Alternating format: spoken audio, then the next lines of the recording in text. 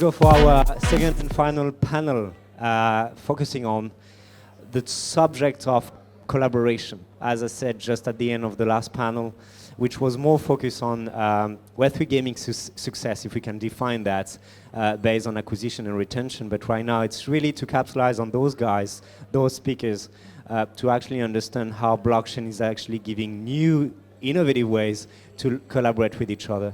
So super happy to have every one of you. And obviously, the first question I will ask to every one of you will be to introduce yourself. So please, if we can start with you, Ray, will be perfect. Hello, I'm Ray from the Matrix. And currently we are building a Web3 mobile shooting game. It's named Matrix File. Currently we have over 3 million downloads. And I think in this week we will start our flame test. It's a PlayToEarn test. So a lot of game users will participate. And we will open our test accounts to the iOS and Android users unlimited. Yeah, thank you. Hey guys, I'm Edgars. I'm from Zeeverse. I'm founder of Zeeverse. Zeeverse is an on-chain MMO. So it's a combination of turn-based strategy and more classic MMO experience. We are currently in alpha, planning to launch later this year. Also backed and powered by Treasure. I guess that brings you to you, Hugo.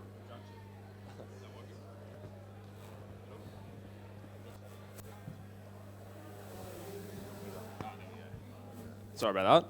I'm Hugo, lead partnerships for Treasure, working with Edgars and a bunch of other games.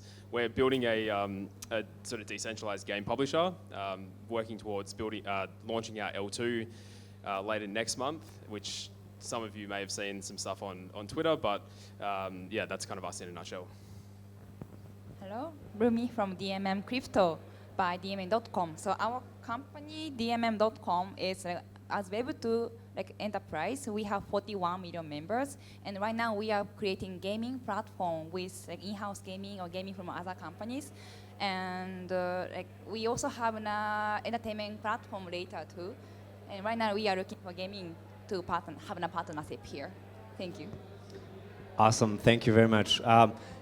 I think it's going to be a good conversation because we have a diversity of actors in the space based on what you're doing and based on who you are as well. So to explain collaboration, it will be super interesting. And the same way I started the last panel, it will be the same for this one with a very simple question based on how do you think specifically that blockchain is bringing new ways to collaborate? I was talking about that as an introduction, but based on what you do, what will be the best way to put that way? So I don't know if you want to start, Ray. Can you repeat the question? So the question is how blockchain is bringing new ways to collaborate in terms of collaboration. How you see blockchain as a technology to help the collaborative aspect? First, if you look at the collaboration in the Web2 games, actually it's unfair when a game to collaborate with the IP because the IP holders will never get the real data of the sales of the games. So the Web2 games always keep all the collaboration data secret. For example, when the Tencent collaborates the Xbox, he will never get the details of the users and the user payment. He will never get the data. But the blockchain, in the blockchain game, I think all the collaboration will become explicit because all the maybe majority of the sales will be on chain, and the IP holders can get part of the revenue sharing from all the from the collaborated products. So it's kind of I think it will facilitate the more Web3 games and the IP holders to collaborate on based on the blockchain technologies. That's pretty good take. I see like collaboration and blockchain when it comes into play on like two different ways. So obviously one is how we can integrate and collaborate with different projects and different brands. We've done it a few times in the past with some of our friends from the Beacon and other Treasure Eco games. So when we created these things, we basically enabled all these player communities to receive like some special treatment, some special experience inside the Zeeverse. On the other hand, what I think is even more important is what ways it enables players to collaborate with each other. And because we are like MMO, we have like a plenty of different things for players to do. And one of things I'm passionate about and I'm like following for a while is the way how players basically trade with each other. And we have created like a bunch of different interesting things such as in-game exchange, which basically means that players can play like a small portion in like a small role in economy, and they can contribute to much wider audience with what they do. And other people actually find that quite valuable. And that creates, I would say, interesting kind of community where there are many different groups who collaborate with each other. We've seen like our own in-game like clans assigning tasks. So we have like the gatherers, so the guys are who going out and farming resources and bringing the guild leaders who then kind of turn these resources into something more valuable, and then they give back to the community. So I think it just opens up many interesting ways, and it's up to the developers, up to the project owners to figure out a way how to use that, because possibilities are almost endless. Yeah, 100% agree. I think for me, it's probably two major things. There's open sourcing of data and information. That can be used in a number of different ways. It can enable new protocols, new systems to evolve. Putting things out into the open instead of being safeguarded and protected by Web 2 developers is just such an enabler, I think, from a collaboration perspective. And I think incentives is the other thing. I think we're in the early innings of how incentives can be used, and we've seen some unsustainable approaches to date, but I think all of the users that exist in Web3 right now, and a lot of the ones to come and will be onboarded in the next little while, are due to incentives, and aligning incentives can be really powerful from a collaboration perspective. Okay, so I agree with them too. But I have two new ways for the collaboration. And first one is about the collaboration as between platformers. So as a platformer, so as you Web2 world, maybe they have to hold the customer in their community. But like for the Web3, like we think it's better to have a collaboration with them, like sending the users each other, and like the Web3 user is kind of small market right now, so it's better to have a collaboration as sending users each other.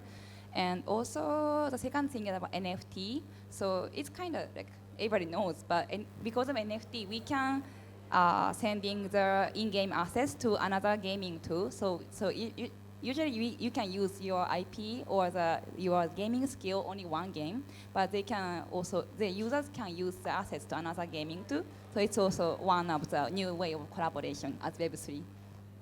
Awesome, thank you guys. I think Hugo, to come back to you, because you already touched on some points I wanted you to mention based on the question, what will be the key factors for success in defining a collaborative culture?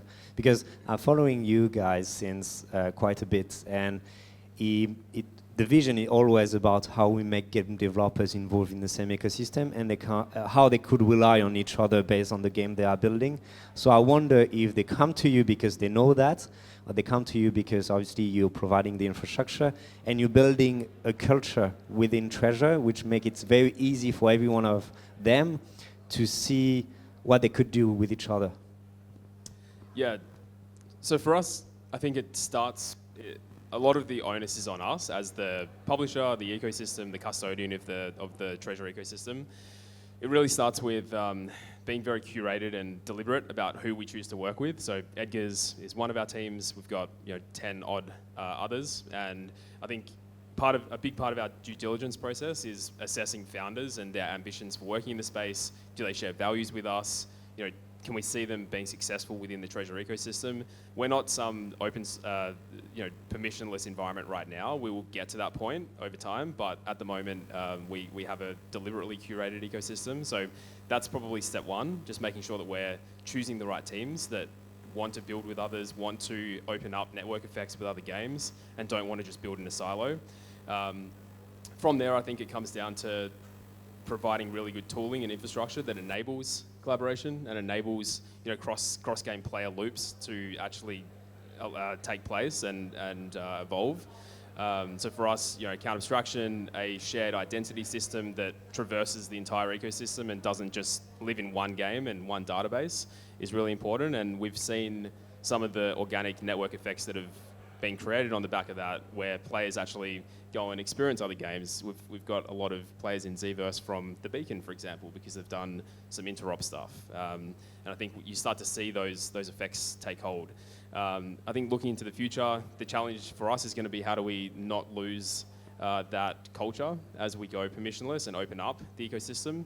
But those have been the key points for us.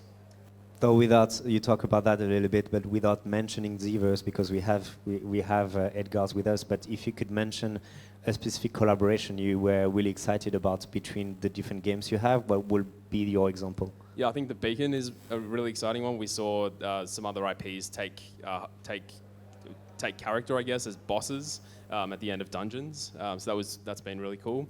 I think we've got a first-party IP called Bridgeworld, and it's essentially a token-based economy game where players guild up and compete for emissions of magic, which is our token. We've seen harvesters take place in multiple games, and going back to Zeeverse, they actually plugged the harvester directly into their Unity engine, and players were able to interact with it from directly within the game client itself. So that was really cool. That was very composable with magic. People were collecting parts from the Zeeverse game which would buff their own emissions or deteriorate the emissions of other guilds. And you just see like a lot of PvP sort of stuff happen, and a lot of angry people, which I think is really good from an attention perspective as well. Awesome, thanks. Ray, you're building an ecosystem focus on entertainment, focus on gaming, AI, esports as well. So question will be on my side, how can you successfully build these platforms about entertainment that drive growth, because we're talking about growth in our conversation, across different verticals that you have. So again, AI, gaming, and esport. Actually, if you want to make achievements in these three verticals, it's really difficult. But first, you have to build a kind of a PvP game. Kind of PvP game have a comparable quality to the leading Web2 games. It costs a lot. But for the AI part, in a PvP game, you can take the Match5, for example. The new gamers can play with the AI teams in the low ranking matches. But in the high ranking matches, you have to play with the players with more skills. Second is that the esports. Actually, the Web3 esports is really difficult to build. If you look at the Saudi championships, the esports championships in the Saudi, there's a bunch of big games that there's a very limited genre for the esports games, such as mobile shooting games, car game, sports game, or strategy, World of Warcraft strategy game, or action game like Street Fight. So actually, if you talk about the esports audience, they have kind of fixed certain watching behaviors. The watching behaviors that rely on a certain genre. You cannot let people to watch casual games to do some esports. It's important. Actually, if you go to the market, if you talk with the esports audience, it's impossible. But luckily, we have a mobile shooting game that the people can create a mobile shooting game content, and also the people love the excitement in the tournament content that created by our community matches. But still, we have still to polish the product that it can be really good, especially in the hand of pro gamers. It takes a lot of several months for us to upgrade our product to achieve that. But in the future, I think both AI and esports are our main strategies to explore our potential users. Yeah, thank you.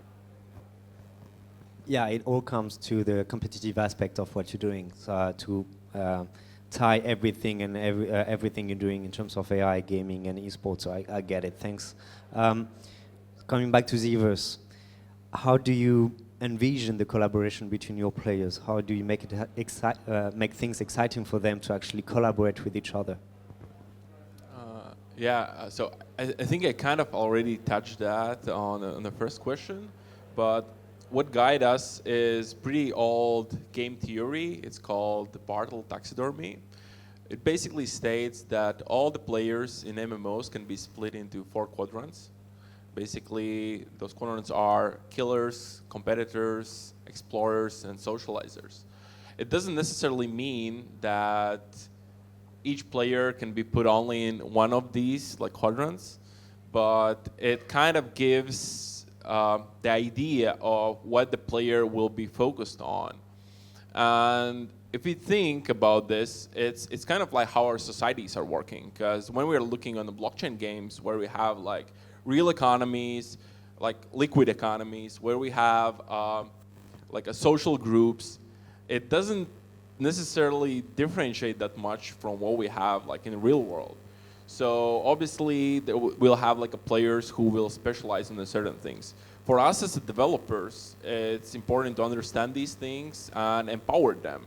So whenever we are looking on a roadmap for next 3 months or next three years, we're always thinking what will each of these groups will be able to get. Because the thing is, when you balance these things right, you actually make a really healthy and non-toxic environment for players to thrive. And we already see that. We have these groups of people who really want to dig deep inside a metagame. They may not have large wallets with $1,000 worth of assets, but they are still accepted in the groups owned by these large whales because they are bringing in knowledge. They are going through the docs, they're experimenting, they're trying to crack down the code to basically figure out what's the current meta. On the other hand, we have large groups of farmers who enjoy the part where they're making a few dollars per day. They're okay to sell these assets to the more I would say rich player who, on the other hand, have more liquidity, less time. And it kind of creates these all interconnections between the groups. But I think the framework is still based on these quadrants, and it's important for any MMO to actually understand what makes, I would say, society healthy, and this is pretty much how we view it and essentially realize these things in our game. Yeah. So. That's interesting because based on what you just said, it means that you segment the type of players you have, so the 4 types you said, based on the on-chain data that you could see, and based on that you see how they could collaborate with each other? Yeah, it's the measuring is not that easy. We obviously see some key metrics which allows us to put in players inside a group. For example, if we see people are chatting, players who are chatting very often, these guys may be socializers, so they really enjoy the social content. We see players who don't really care about PVM content, but they're they get super competitive when it comes about beating other players. It automatically means, these guys will really want to thrive and kind of be on #1 leaderboard. It means so much to them.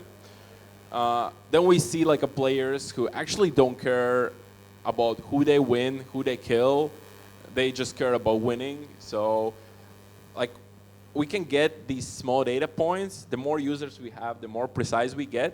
But still, a lot of these things kind of comes from the gut feeling. Kind of when you are inside a community, when you get the vibe, when you get the idea of what players need, then I guess you can understand which things are not that well balanced. But yeah, data plays a big role. That's for sure. Super interesting. Thanks.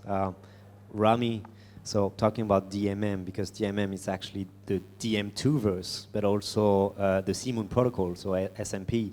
How do you capitalize on these two to help your partners collaborate with each other?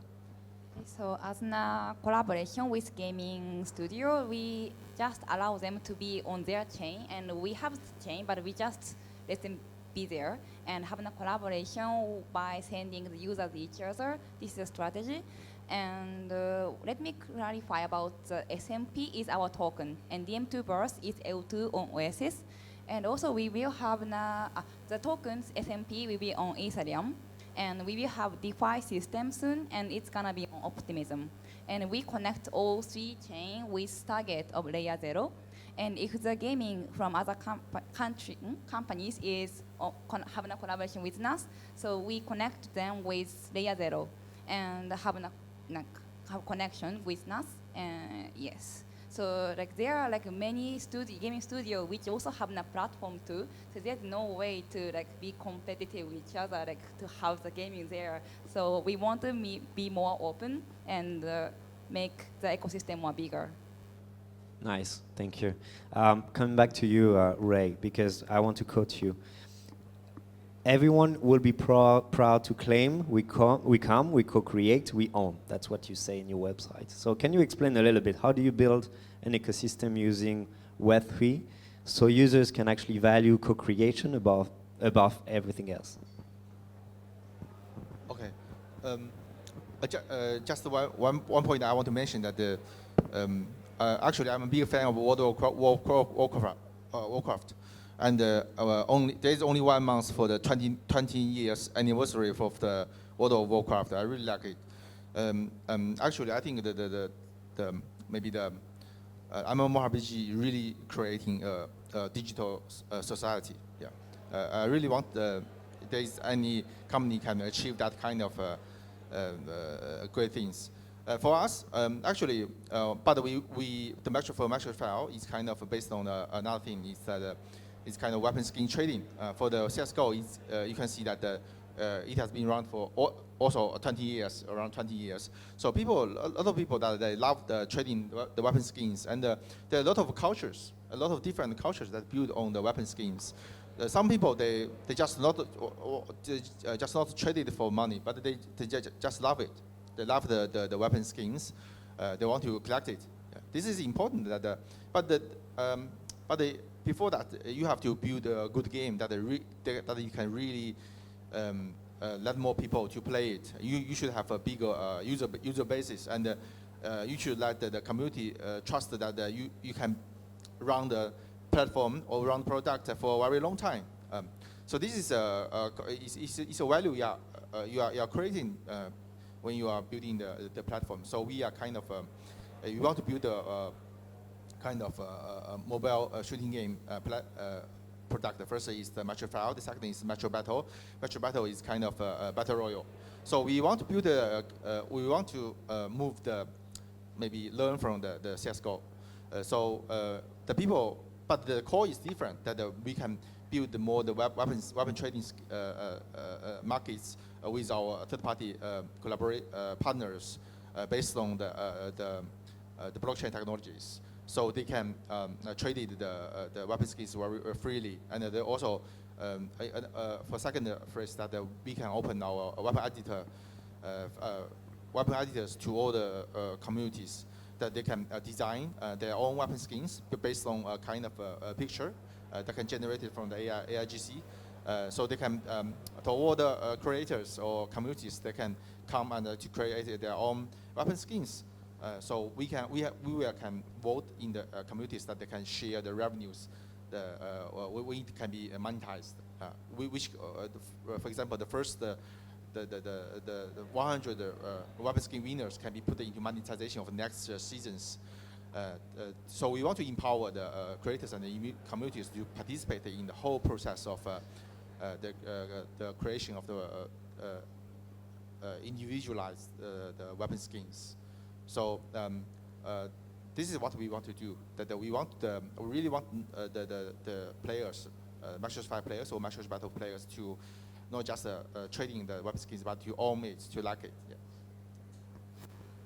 Thank you. Actually, I didn't expect to ask that question, but based on what you just said, especially you, Edgars, and you, Hugo, I asked the question before for the panel before about token. Do we really need a token? Like, it's kind of the common question we see everywhere, but because the the focus was on acquisition retention. It was interesting to talk about that. But based on what you said around token as a way and the treasure token as a way to incentivize people to work together, but also on your side for the Zeeverse, for the liquid aspect of the token. Should we rely, everyone should rely on a token to actually incentivize people to collaborate? Like it's the main block for people to collaborate with each other, not talking about players, but I'm talking about game developers. How do you feel about that? Should we be tied to a token to incentivize people to collaborate with each other? Don't know who wants to take that one. Okay, I can go. So I guess, do we really need a token? That's a really important question to ask for any game developer, because if the answer is maybe, then most likely you don't need a token. For Zeeverse, it was a pretty important question on day one, and we actually spent a lot of time thinking of the ways how we can build a game which cannot be built without a token. And I think we kind of figured it out. And right now, what we see, we have like a two-game token. We have a V token, which is more like game token. Think of like SLP, but with fixed supply. And we have a Zeeverse governance token, which is going to be listed sometime late this year. When it comes to in-game token, it definitely serves the means of exchange. So one pretty cool thing we did together with the Treasure is we built the first game exchange. So any player right now can walk up to like NPC, click on him, and it will pop up in-game decentralized exchange where players can swap any resources they find inside the game directly on the chain without leaving app. And all of the liquidity is provided with our in-game token. So that basically means whatever you do, whatever resource you find, there is always instant liquidity available. And what it does, it essentially starts to build a trust. And when you have like some level of trust being built, that basically empowers players to actually start investing. And I mean, not only by investing like liquidity, but they're also start to invest the time they start to build like some structures, some social structures around that. So I think the token is a mean to connect multiple different communities, multiple different groups, because it just makes it way, way easier. And it would be hard for, let's say, some farmer to trade with some whales if there wouldn't be a token which offers like instant liquidity for whatever they do inside the game. So yeah, it's kind of like a fabric which helps to connect all these different groups inside one like solid experience. I don't think it's a one-size-fits-all equation, and I know that if there's any VCs in the room, you probably want to have tokens everywhere, but I think it comes down to a lot of factors. I don't think that tokens should be pure rewards. I think tokens should be carefully emitted and hard to earn in a lot of instances, and economies that just run wild are just not sustainable. And we've seen countless examples of these sort of charts. If the token is an instrument to speculate on, then it might be good for a short-term attention cycle. But if you think about the reason that a lot of games have tokens, it's as a medium of exchange, it's to denominate trade and commerce and whatnot in the game. And if a token is designed to be a value accrual token, but it's a medium of exchange, then it's not going to work. So I just think that teams have to be very careful about designing the economy, designing the token, probably have very carefully crafted faucets and a lot of sinks for it to be used in the game, and also have many other monetization models to make sure it's sustainable. Difficult questions. I'm not sure how I can answer, but the token may be needed for the business side. So to make in a community for our company, maybe it's needed. Like we need token, and we give that contribution to the community with token. Maybe it's needed, but like as an open, try to be open for the business with other companies. Maybe we don't have to have token as on their own. Like we can connect with many token each other maybe, and have a more transparent, more like open base, like connection with other token might be good. Yes.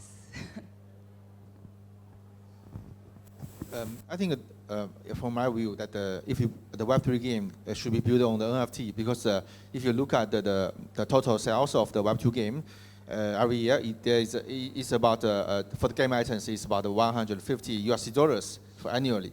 It's huge. That if only 5% of the game item sales can be transferred into game assets, or just say the game NFT, the market is huge. So I think this is maybe a trend, but. But for the current situations, if you look at the World of Warcraft, you still can use you can buy the gold in the World of Warcraft, but it's not solely highly liquid, because it didn't rely on the liquidation of his currencies, because he has built on 20 years content. So people are in the World of Warcraft that they buy in the armors, they're playing. Just experience the content, different content from PvE or PvP content, so they don't rely on the exposure of the world of Warcraft currencies. But for nowadays, if we look at the Web3 industry, Web3 game industry, actually the total Web3 gamers are not big.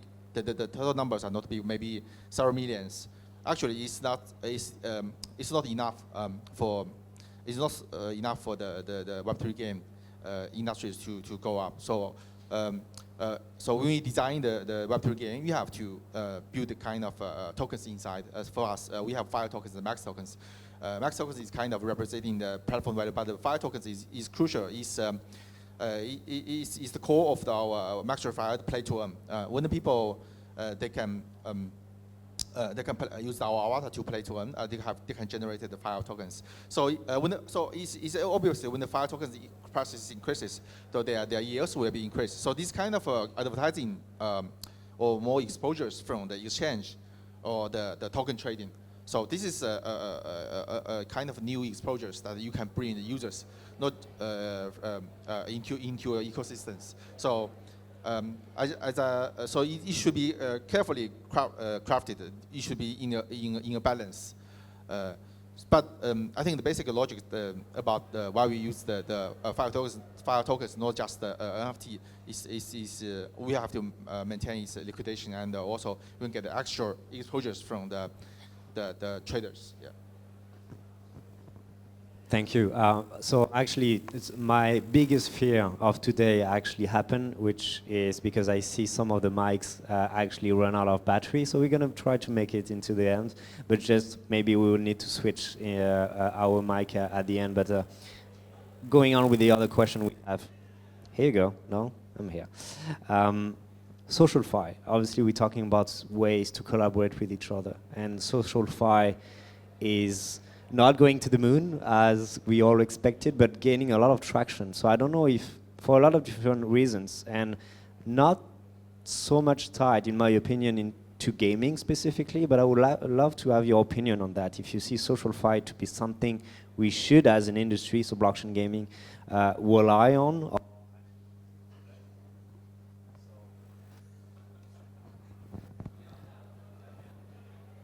One, two. Yeah, so thanks a lot. So should we rely on SocialFi? I'm going to be very, very quick. I think answer is yes. We still have to figure out a way to do that. I have a pretty strong background in Web2 gaming, and what we learned pretty quickly is that having a social layer inside the games strongly benefit the retention curves, the engagement. And the thing is, if you're, just think about it, if you're a player, at some point you will get frustrated by the game. You may get bored by the game, but you still have like your friends, your community inside a game.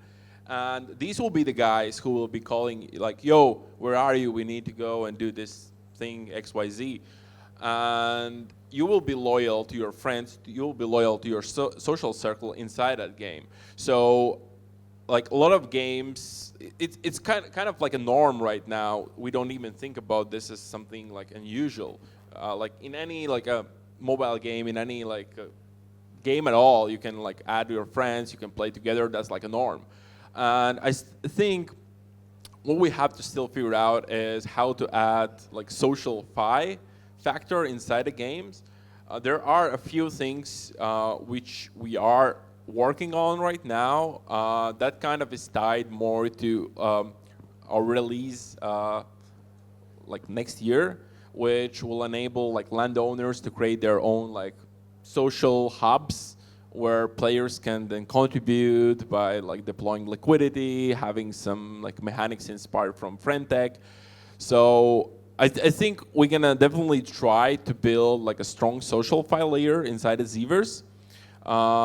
If not us, then definitely someone will figure out a right way to do it.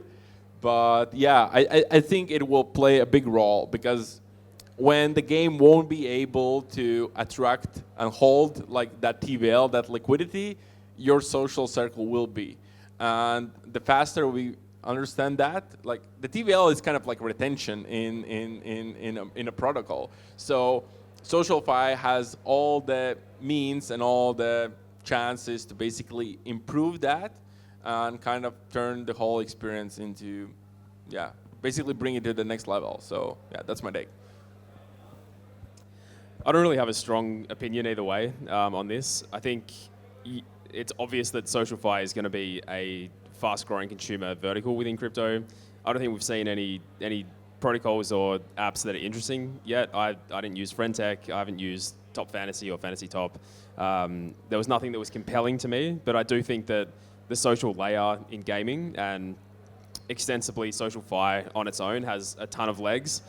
I don't think that printing tokens for nothing is the right approach, but I'm really excited to see innovation in the space. The thing that Edgars referred to in Zeeverse is going to be super interesting as well. I think blending the mechanic of a bonding curve and these sort of things with gameplay is super fascinating, and we'll see some really cool guild stuff emerge off the back of that.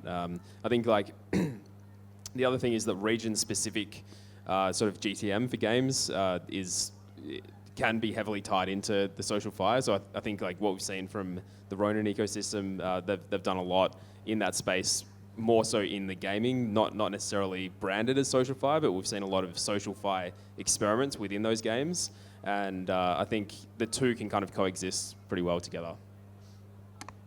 I also have the same opinion. So it's yes. So it's valuable to have a collaboration with SocialFi, because the gamer loves to play as yourself, but also they want to play game together too. So it's point out that we need a collaboration with SocialFi. And also I have a connection with doing the Web3 matching applications protocol, and they also want the gaming on their side too, because their community can be more active because of the gaming connection too, and also our community for gaming can be more active with the matching with people, more out of transactions there. So we haven't planned to have a collaboration with them, but we will, I guess. I'm gonna try. We'll see if I'm quick enough. Last question for you.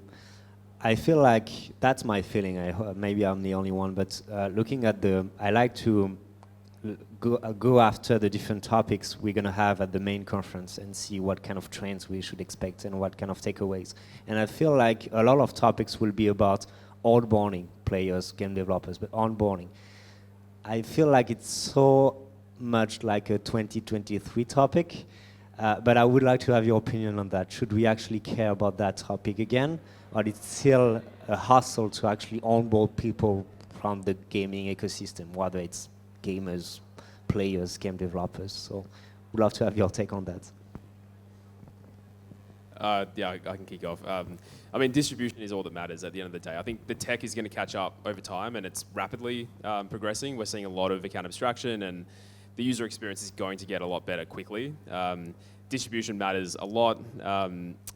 Good content matters a lot. This is what's going to trigger distribution and kickstart it.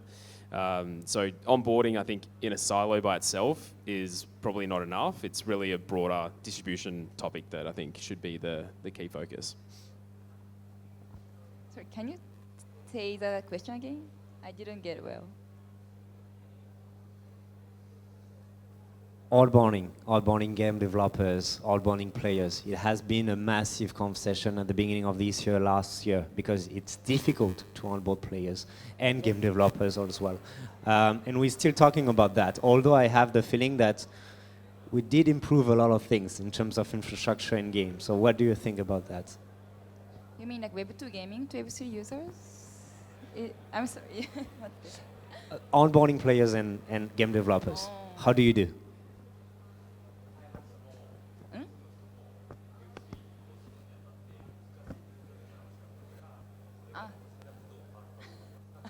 Thank you about that. Okay, yeah. So, as our protocol, our in-house gaming is coming from Web2. Web2 used to be Web2 gaming, and we are converting Web3 gaming. So, and also the IP is kind of cute girls IP. So this kind of IP has a fan of a character. So if we make it as a Web3 gaming, the user can follow to the Web3 gamers. So this is a kind of strategy. So I think if we just broadly make gathering Web2 users, Web3 user, it might be difficult because they feel afraid to be token. So maybe we can focus in more fit users to bring in to Web3.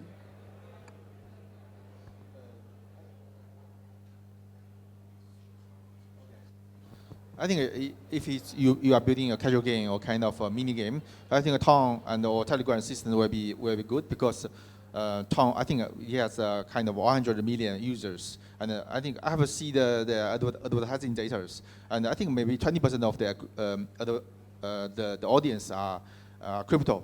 This actually is very high. So if you want to, for the mini game, I think the developing cost is not high, but if you want to build to onboard just the Web3 users, you can try the Tom systems. I think there's a lot of successful projects that are building the kind of a bot or kind of mini games on Telegram. I think it's workable. Yeah. I think maybe next year there will be more mini game or web game developers will try on the Tom system. I think another benefit of the Tom is that you don't have to build your own ID systems or to customize the user's assets because you can use Tom or his wallet to achieve that. Actually, it lower your developing cost. But for kind of individual app game or kind of PC game, I think you have to build a high quality game comparable to the Web2 Web2 games. If you don't do that, you cannot to acquire users. Use them actually for us. We buy a lot of traffic from the Facebook and Google. Actually, for this kind of Web2 systems, it has a high requirement for your game. If your game is not good, the cost will be very, very high. So, but another thing is that I want to say that if you build such kind of game, you have to use the kind of combined Web2 and Web2 and Web3 payment systems. Actually, honestly say the Web3 Web2 gamers are, I think the total volume is not so big. So you have to, if you have to be confident with your game qualities, you have to try to onboard more Web2 gamers. And because nowadays you see the policies from the Apple that you can buy the NFTs with your fiat payment currencies. Yeah. So actually, the regulations on the people on all the people that buy NFTs use fiat currencies is not so severe. So for most countries, it's illegal. It's illegal. So I think nowadays there will be maybe new payment infrastructure come out that they can help the gamers, help the Web3 projects to onboard Web2 gamers through the legal payment systems. Yeah. Awesome. Thanks a lot. Thanks everyone, every one of you, every one of the speakers we have today to dig into hopefully the topic entirely or maybe a big part of it. Hope you enjoyed. And yeah, thanks again for the speakers. Thank you. Thank you.